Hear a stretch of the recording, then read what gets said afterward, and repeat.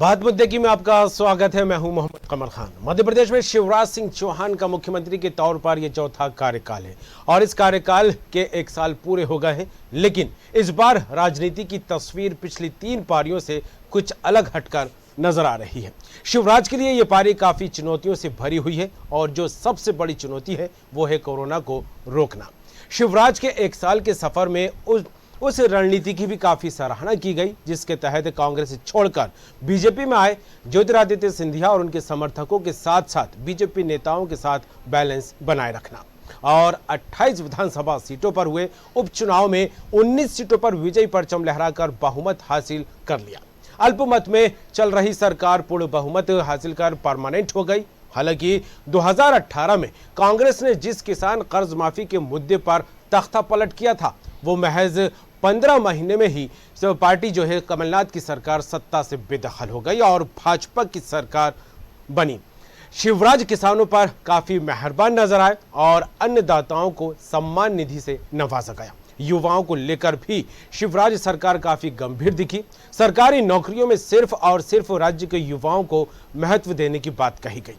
इतना ही नहीं, अधिकारियों को सरकारी विभागों में खाली पड़े पदों पर भर्ती के निर्देश भी दिए गए। हालांकि कई मामलों में प्रदेश को नंबर 1 का तमगा भी मिला, तो वहीं साहूकारों के कर्ज से आदिवासी समुदाय को मुक्ति दिलाने के लिए कानून बनाया गया और धर्म स्वतंत्र विधेयक भी शिवराज सरकार लाई।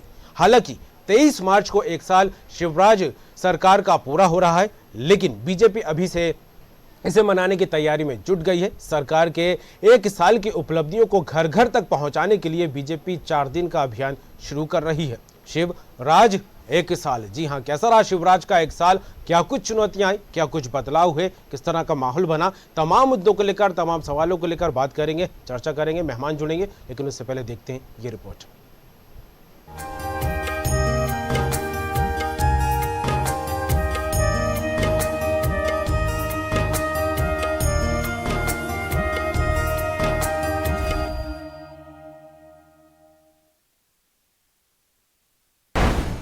शिवराज सरकार का 1 साल पूरा। चुनौतियों के बीच शिवराज ने ली शपथ। पहले कोरोना की चुनौती तो फिर आर्थिक संकट। चुनौतियों से लड़कर सीएम ने प्रदेश में किया विकास।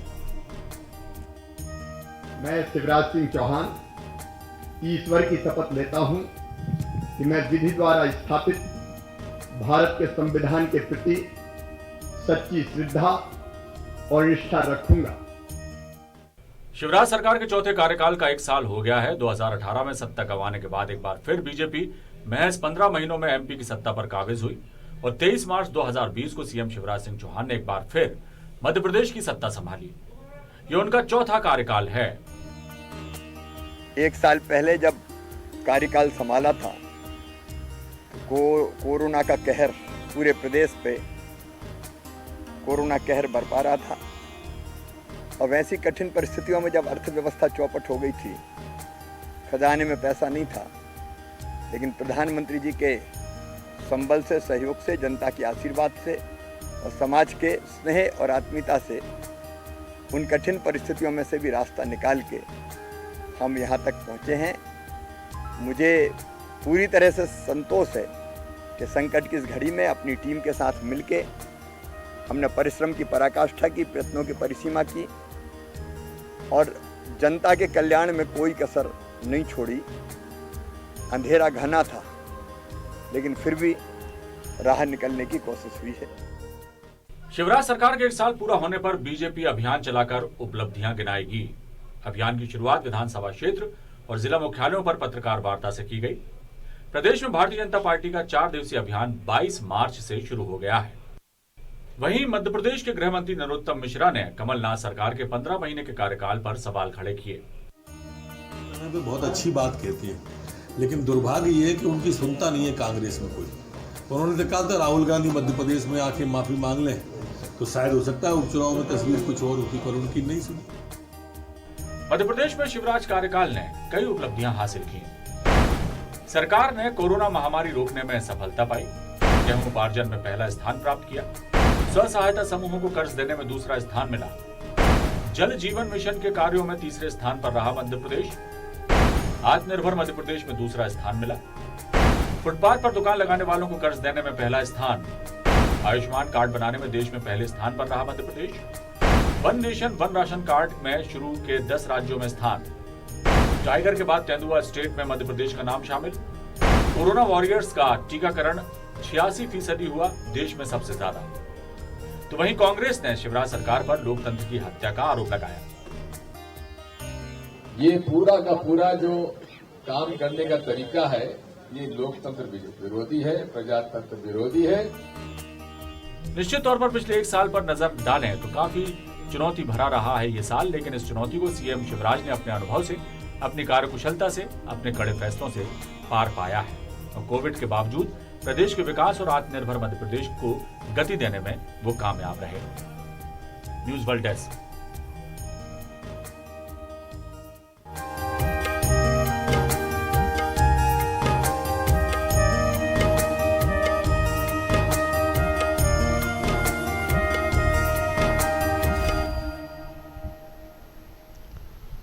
प्रदेश में विकास के कार्यों को लेकर गति देने में काफ़ी गंभीरता से आगे बढ़ती दिखाई दे रही है शिवराज सरकार। शिवराज सिंह चौहान के चौथे कार्यकाल का 1 साल पूरा हो गया है और इन 1 सालों में कई उपलब्धियां सरकार यहां पर गिनाती दिखाई दे रही है। चर्चा आगे बढ़ाएंगे, हमारे साथ जुड़ रहे हैं राकेश सिंह यादव, कांग्रेस प्रवक्ता, आपका स्वागत है। साथ में रहेंगे डॉक्टर गुरेज शेख, बीजेपी प्रवक्ता, आपका भी बहुत बहुत स्वागत है। और साथ में रहेंगे वरिष्ठ पत्रकार संदीप प्राणिक जी, आपका भी बहुत बहुत स्वागत है। मेहमान जुड़ेंगे, लेकिन उससे पहले यहाँ पर हम आपको बता दें कि शिवराज सरकार के चौथे कार्यकाल का 1 साल पूरा हो गया है। हालांकि विकास को लेकर इन 1 सालों में कई सारी उपलब्धि गिनाने की बात सरकार कहती तो नजर आ रही है। विकास के कार्यों को लेकर लोकार्पण, भूमि पूजन और शिलान्यास यहाँ पर होते दिखाई दिए। मेहमान हमारे साथ जुड़ गए, तीनों मेहमानों का स्वागत है।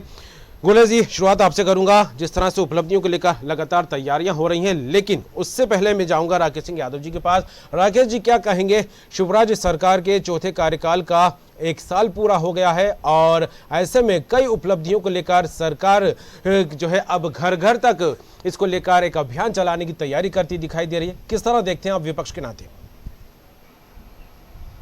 शिवराज सरकार का जो 1 साल पूरा हुआ है तो कोरोना रिटर्न हो गया है, वापस लॉकडाउन की कगार पे मध्य प्रदेश जा रहा है जी। और इंदौर, भोपाल, जबलपुर में 1 दिन का लॉकडाउन तो लागू कर दिया है जी।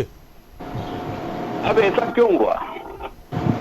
भारत के अनेक राज्य हैं जहाँ कोरोना कंट्रोल है और जहाँ यूपी की अगर हम बात करें तो यहाँ से काफी बड़ी जनसंख्या है, लेकिन वहाँ ऐसी परिस्थिति नहीं बन रही है। इसका मतलब कि जो शिवराज जी का प्रशासन है और जो शासन है वो कसौटी पे खरा नहीं उतरा है जी। अगर खरा उतरा होता तो ऐसी परिस्थिति नहीं आती कि आपको सायरन बजाना पड़ता, जैसे थाली और ताली बजाई थी। अब ये सायरन की कल से एक नई नोटंकी शुरू हो रही है, सुबह 11 बजे और शाम को 7 बजे।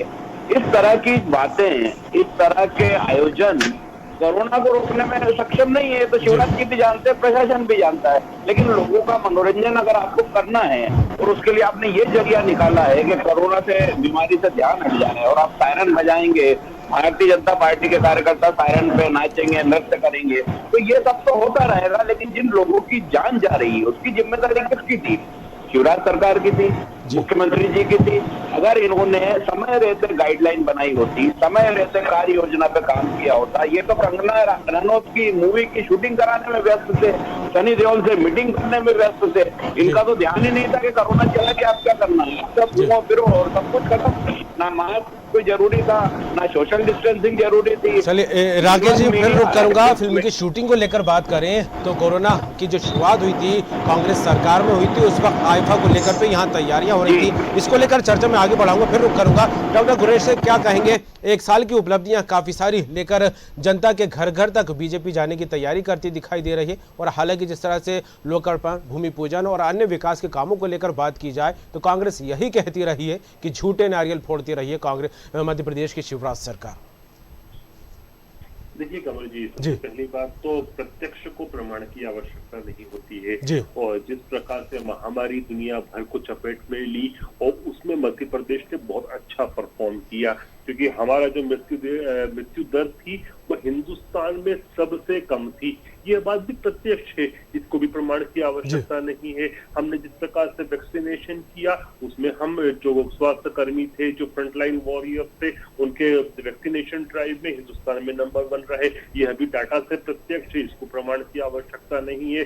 गेहूं की खरीदी में जो पंजाब प्रांत नंबर 1 हुआ करता था उसको पिछाड़ दिया हमने, और सबसे ज्यादा खरीदी प्रोक्यूरमेंट का काम हमने किया। यह भी डाटा के साथ प्रत्यक्ष है, इसको किसी प्रमाण की आवश्यकता नहीं है। जिस प्रकार से 6 बार वाहिद प्रदेश है पूरे हिंदुस्तान में मध्य प्रदेश, जिससे पिछले 6 क्वार्टर के अंदर 6 बार सबसे ज्यादा अनुपात के हिसाब से जीएसटी का कलेक्शन का रिकॉर्ड हमने तोड़े। और जीएसटी का कलेक्शन का रिकॉर्ड की बात यही होती है कि यहाँ पर सामान की खरीद फरोख्त चल रही है तभी तो जीएसटी का कलेक्शन होता है। इसका मतलब हमारी जो इकोनॉमी है वह पटरी पर आ रही है, जो हमारी लिक्विडिटी है प्रदेश की वह बिल्कुल सही दिशा में जा रही है। यह भी प्रत्यक्ष है, ऑन रिकॉर्ड है, ऑन डाटा है, उसको प्रमाण की कोई आवश्यकता नहीं है। तो कांग्रेस कुछ भी बोलती रहे, यह बात सच है कि ऐतिहासिक रहे, अभूतपूर्व रहे यह हमारा जो 1 साल का कार्यकाल है, और इसमें हमने नर सेवा नारायण सेवा करके दिखाई।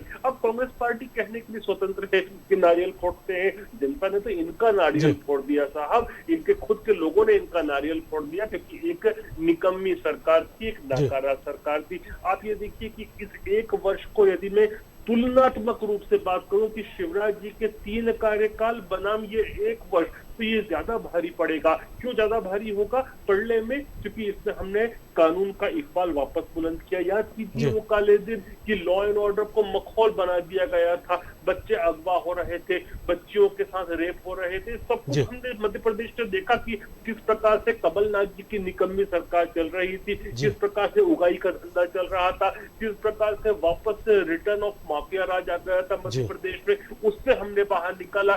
किसानों की जो ये इंस्टॉलमेंट्स होती थी, प्रीमियम होती थी बीमे की, वह खा गए थे। आते से सबसे पहला निर्णय हमने लिया कि किसानों की जो प्रीमियम है वापस दी जाए। जो बहन बेटियों के लड्डू जो शादी के होते थे वो इन्होंने छीन लिए थे, बच्चों की छात्रवृत्ति छीन ली थी, वह वापस लाए। तो कितने काम में गिनाऊं, सुबह से शाम हो जाएगी, 1 वर्ष में इतने काम किए। जी चलिए, बिल्कुल एक बार फिर रुक करूंगा। इसमें कई मुद्दे ऐसे हैं जिनको लेकर सवाल विपक्ष लगातार खड़े करते रहा और उसके जवाब भी मैं आपसे लेने की कोशिश करूंगा। गुरलेर जी, रुक करूंगा संदीप पुराणी जी का। संदीप जी, क्या कहेंगे? चौथे कार्यकाल का 1 साल हो रहा है शिवराज सरकार को, 23 तारीख को ये 1 साल पूरा हो जाएगा। हालांकि जश्न में बीजेपी अभी से तैयारियां करती दिखाई दे रही है, आज 22 तारीख है, लेकिन जिस तरह से 1 साल की उपलब्धियों को लेकर बखान बीजेपी यहाँ पर करती दिखाई दे रही है, तो उन्हीं उपलब्धियों पर कई सारे सवाल विपक्ष भी खड़े करता दिखाई दे रहा है। किस तरह देखें इसको संदीप जी? शिवराज सिंह चौहान के चौथे कार्यकाल के 1 साल का काल चुनौतियों वाला काल है। आप इसकी तुलना 15 साल के कार्यकाल से कोरोना महामारी आई थी, इस दौरान सरकार के सामने सबसे महत्वपूर्ण बात यह है कि इस 1 साल की अवधि में सरकार ने आवी लड़ा और उसमें सफल ये सत्ता संगठन का जो समन्वय है वो पार्टी को एक नई मजबूती देता रहा है, और इस 1 साल के कार्यकाल में भी ये लगा सत्ता और संगठन में बेहतर समन्वय रहा और दोनों मिलकर आगे बढ़ते रहे। अगर आप ये तुलना करेंगे मामले में बेहतर रहा और इस मामले में कमियां रही, तो इसको हम 2 हिस्सों में बांट सकते हैं। एक तो उसका सियासी पक्ष ले सकते हैं और दूसरा उसका प्रशासनिक पक्ष हम लिया जा सकता है। सियासी पक्ष में हम देखें तो पूरी तरह शिवराज सिंह चौहान और बीजेपी का संगठन के लिए सफलता का साल रहा है जो उपचुनावी। जब हम बात करते हैं प्रशासनिक की, तो कुछ कमियां भी सामने आई है। ऐसा नहीं है कि सब हरा हरा रहा है, घोषणाएं हुई हैं, वर्गों के लिए काम हुआ है। सरकार के लिए सबसे अच्छी बात यह है कि जनता में असंतोष नहीं है। अगर हम 1 साल का कार्यकाल देखें तो जनता में असंतोष नहीं है। उसका कारण है कि सरकार ने लगातार घोषणाएं की हैं और उन पर अमल भी करने की कोशिश की है, हम कह सकते हैं। असंतोष ना होने का कारण ही हो सकता है। लेकिन शिवराज तो आक्रामक हैं, मगर ऐसे लगता है कई बार जैसे ब्यूरोक्रेसी उनके हाथ में पूरी तरह नहीं। कई व्यवस्थाएं, कुछ इलाके की अगर हम बात करते हैं तो आप चाहे भोपाल की बात कर लें, चाहे अब इंदौर चले जाएं, चाहे निमाड़ में चले जाएं, वहां का प्रशासन आक्रामक रहा है। इंदौर का खासकर प्रशासन आक्रामक रहा है माफियाओं के खिलाफ। राज्य के दूसरे कई हिस्से ऐसे हैं जहां माफिया के खिलाफ कार्रवाई नजर नहीं आई। जी। इससे सवाल उठते हैं कि क्या कारण है कि एक तरफ तो कार्रवाई बहुत तेजी से हो रही है, दूसरी तरफ कार्रवाइयां नहीं हो रही हैं, और यही कारण है कि बीजेपी पर कांग्रेस की ओर से सवाल उठाए जाते हैं। और ये बात सही भी है कि कई इलाके ऐसे हैं जहां पर उस तरह की कार्रवाई नहीं हुई है जिस तरह की कार्रवाई हुई है। तो हम इस कार्यकाल को, एक साल को मिला जुला कार्यकाल कह सकते हैं। जी बिल्कुल, मिला जुला कार्य कह सकते हैं। सत्ता संगठन में तालमेल की बात भी निकलकर सामने आई, क्योंकि काफ़ी चुनौतियां भरा ये साल रहा है, क्योंकि कांग्रेस का दल बदल के काफ़ी सारे विधायक बीजेपी में आए थे। तो ये चुनौती भी एक सबसे बड़ी थी कि सत्ता और संगठन में किस तरह का तालमेल बैठेगा। तो जिस तरह से राकेश जी एक साल के कार्यकाल को लेकर, कोरोना काल को लेकर आप बात कहते नजर आ रहे थे, और कोरोना में जिस तरह से व्यवस्थाओं पर सवालिया निशान आप लगा रहे हैं, क्योंकि जब कोरोना की शुरुआत हुई तब मध्य प्रदेश में कांग्रेस की सरकार थी, आपकी सरकार थी, और उस वक्त बीजेपी विपक्ष में थी, और बीजेपी यही कहती नजर आई कि आईफा अवार्ड की तैयारियां हो रही हैं, लेकिन कोरोना से निपटने को लेकर कोई गाइडलाइन कमलनाथ सरकार की तरफ से निकलकर सामने नहीं आ रही। हालांकि कानून व्यवस्था को दुरुस्त करने को लेकर भी दम भरती नजर आ रही है यहां पर एक साल में शिवराज सरकार। क्या कहेंगे राकेश जी?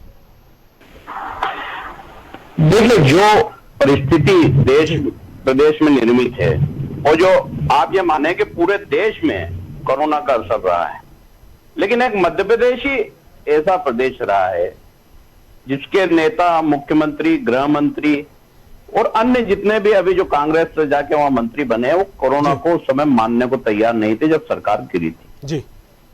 कोरोना को लेकर हंसते थे, मजाक करते थे।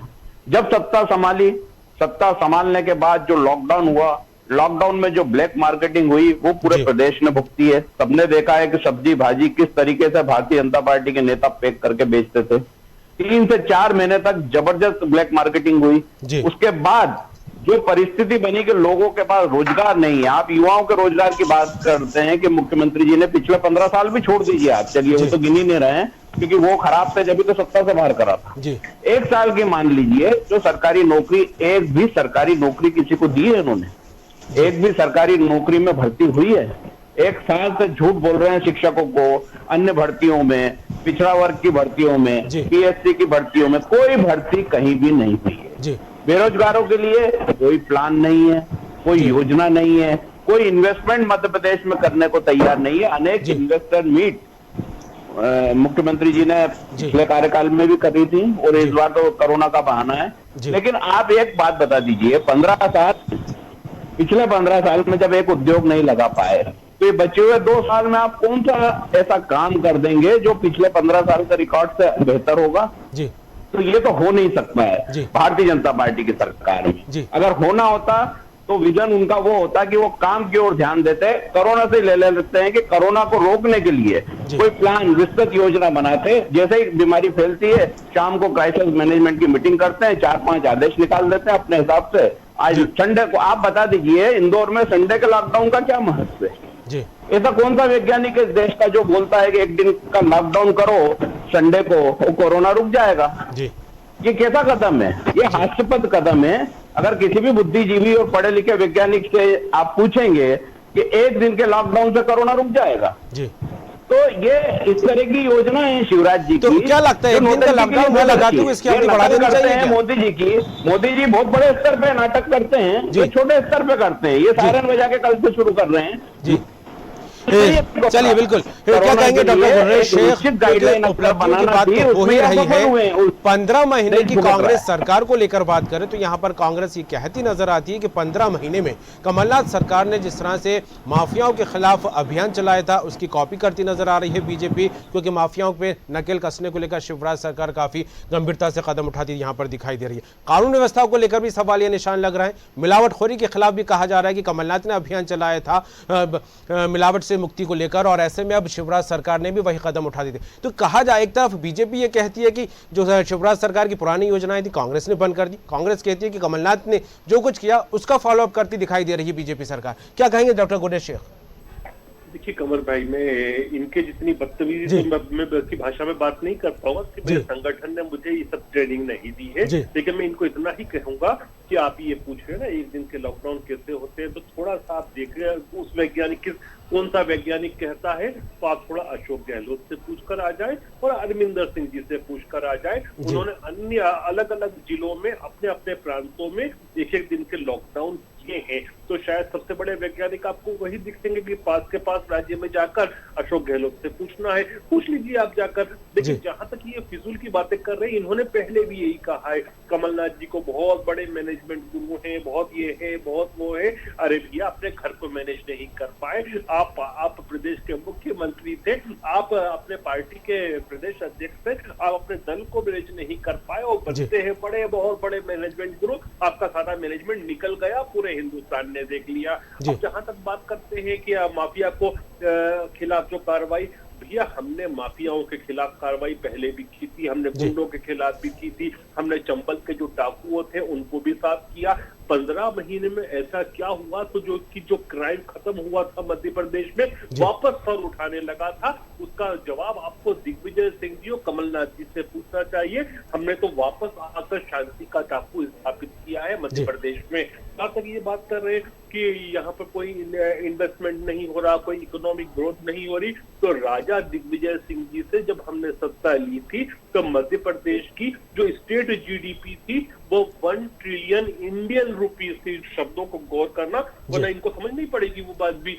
1 ट्रिलियन इंडियन रुपीज थी, हम उसको लेकर आए 9 ट्रिलियन इंडियन रुपीज पर, मतलब प्रति व्यक्ति आय भी बढ़ी है, स्टेट जीडीपी में भी विस्तार हुआ है, रेवेन्यू कलेक्शन में भी हुआ है। आपके महाराज दिग्विजय सिंह जी जो थे, उन्होंने 20,000 करोड़ का आपका बजट बना करता था। आखिरी बजट जो उन्होंने बनाया था 18 या 20,000 करोड़ का बनाया था, इसको हम 2.25 लाख करोड़ से ऊपर लेके गए। मतलब स्टेट ने डेवलपमेंट किया है फाइनेंशियल एक्टिविटीज में। चलिए, बिल्कुल कई सारी उपलब्धियां हैं शिवराज सरकार की। जी, वक्त कम है गुरु जी।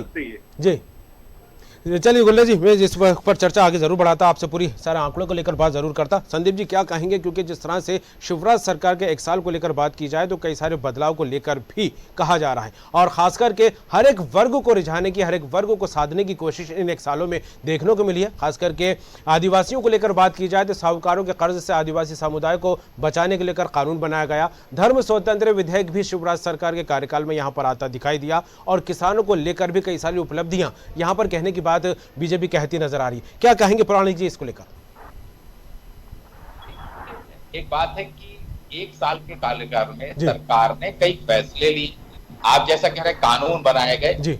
बात यह है कि जो फैसले हुए और कानून बने उन पर कितना अमल होगा। कि हम ये कह सकते हैं कि इस सरकार का कार्यकाल अभी 2 से 2.5 साल का है। ये कानून जो बने इनका जनता को कितना लाभ होता है ये सारी परिस्थितियां आगे बताएंगी। लेकिन हम जो पिछले 1 साल की बात कर रहे हैं तो हम यही कह रहे हैं कि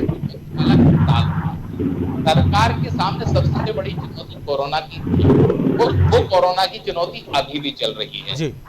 तो जनता में भरोसे की बात है। जनता में संदीप जी अगर आपके आसपास पंखा चल रहा है तो उसको प्लीज बंद कर दीजिएगा। नहीं, मेरे पास नहीं चल रहा। जी बात जारी रखिए। और से कुल मिलाकर के ये कह रहा हूं, सरकार का 1 साल का काल है, उस काल को हम चुनौती वाला काल देखते हैं। इस सरकार ने जो फैसले लिए हैं, जो कानून बनाए हैं, उनका नतीजा आपको आने वाले समय में दिखेगा। अगर नगरीय निकाय और पंचायत के चुनाव के नतीजे बीजेपी के पक्ष में नहीं आते हैं, कांग्रेस के पक्ष में आते हैं, तो आप ये मान के चलिए कि सरकार ने जो भी काम किया है, सरकार ने घोषणाएं की, जो भी कानून बनाए हैं, उसको जनता ने पसंद नहीं किया है। क्योंकि हमारे पास लिटमस टेस्ट क्या होता है? चुनाव। बिल्कुल, और जनता की मंशा, बिल्कुल जनता के मन में क्या है चुनाव ही बताते हैं कि जनता आखिर चाहती क्या है। संदीप जी वक्त कम, एक छोटी सी अंतिम प्रतिक्रिया राकेश जी से लेना चाहूंगा। राकेश जी, जिस तरह का वातावरण बना है, क्योंकि पिछले दिनों जिस तरह से राजनीति बदली है और उसको लेकर एक अलग तस्वीर मध्य प्रदेश में यहां पर देखने को मिली है। और 2018 के विधानसभा चुनाव में जिस किसान कर्ज माफी को लेकर कांग्रेस सत्ता में आई थी, हालांकि 15 महीने में ये सरकार गिरती यहां पर नजर आई है और इन्हीं किसानों को साधने को लेकर भी शिवराज सरकार काफी कोशिश यहां पर करती दिखाई दी है, क्योंकि सम्मान निधि से नवाजा गया है और अन्य मामलों को लेकर कई सारी योजनाओं को लेकर भी बात कही जा रही है। कम शब्दों में क्या कहेंगे इसको लेकर राकेश जी? देखिए, अगर किसान संतुष्ट होते तो देश में इतना बड़ा किसान आंदोलन खड़ा नहीं होता और मध्य प्रदेश में मंडियां बंद नहीं होती। अनेक मंडियां मध्य प्रदेश में गुरले जी बात कभी भी लेता आपसे बोलते हैं, लगातार उनको झूठ बोलने की जो आदत है। गुरले जी मैं आपका रिएक्शन भी लेता, वक्त बहुत कम है। राकेश जी की बात पूरी होने दीजिएगा। गुरले जी, राकेश जी की बात भी पूरी नहीं हो पाएगी नहीं तो, क्योंकि उन्होंने एमएसपी मूल्य घोषित करे, उससे भी 1 रुपया ज्यादा एमएसपी मूल्य से किसानों को नहीं मिल रहा है। इसका मतलब वो तीनों कानून काले कानून है। ये तो खुद मुख्यमंत्री ये साबित कर रहे हैं। आज उनके पास मौका है, वो मुख्यमंत्री है। मध्य प्रदेश के किसानों को वो चाहें तो 2500 रुपए क्विंटल का गेहूं का भाव दिला सकते हैं, 2400 रुपए। चलिए, राकेश जी की बात पूरी नहीं हो रही है। गुरले जी उनको बोलने नहीं दे रहे हैं। बोल रहे हैं कि एमएसपी पे गेहूं खरीदेंगे। अरे आप अडानी अंबानी को दिलाओ ना गेहूं 2500 के भाव में। इस मामले में वो कुछ भी नहीं कर पा रहे हैं, वो असफल हो गए हैं। तो जो असफल सरकार है, जो केंद्रीय अगर जो कानून असफल है तो किसानों का हित तो हो ही नहीं सकता। रहा सवाल नौजवानों का, नौजवानों की यह हालत है कि आज रोजगार के लिए लोग भटक रहे हैं। एक दिन का लॉकडाउन होता है तो लोगों को खाने को नहीं मिलता है। चलिए, बिल्कुल डॉक्टर गुरलेश शेख, राकेश सिंह यादव दोनों को यहाँ रोकना चाहूंगा। वक्त इजाजत नहीं दे रहा दोनों से बातें करने को लेकर, चर्चा को आगे बढ़ाने को लेकर दोनों को यहाँ पर रोकूंगा। राकेश सिंह यादव जी कांग्रेस प्रवक्ता, आप दो आपका शुक्रिया। डॉक्टर गुरलेश शेख बीजेपी प्रवक्ता, आपका भी शुक्रिया। और संदीप पुराणिक वरिष्ठ पत्रकार, आपका भी बहुत बहुत शुक्रिया। तो जिस तरह देखा जाए, मध्य प्रदेश की शिवराज सरकार का 1 साल पूरा हो गया है और इन 1 साल की उपलब्धियों को लेकर जैसे बीजेपी बखान को करने को लेकर अभियान चलाती दिखाई दे रही है। 4 दिवसीय जो है यहाँ पर अभियान चलता दिखाई देगा और इन 4 दिनों तक ये चलने वाले अभियान के तहत घर घर तक शिवराज सरकार की उपलब्धियों को पहुंचाने की कवायदें यहाँ पर होती अब दिखाई देने लगी। लेकिन कांग्रेस विपक्ष को लेकर बात की जाए तो लगातार इस 1 साल में कोरोना जो सबसे बड़ी चुनौती रही है हर एक प्रदेश की सरकार को लेकर, देश की सरकार को लेकर, या यूं कहा जाए कि पूरी दुनिया को लेकर सबसे बड़ी चुनौती जो इस वक्त बनी हुई है वह कोरोना से निपटना। लेकिन जब से शिवराज सरकार मध्य प्रदेश में बनी है, पूरा 1 साल कोरोना महामारी से जूझता हुआ निकला है।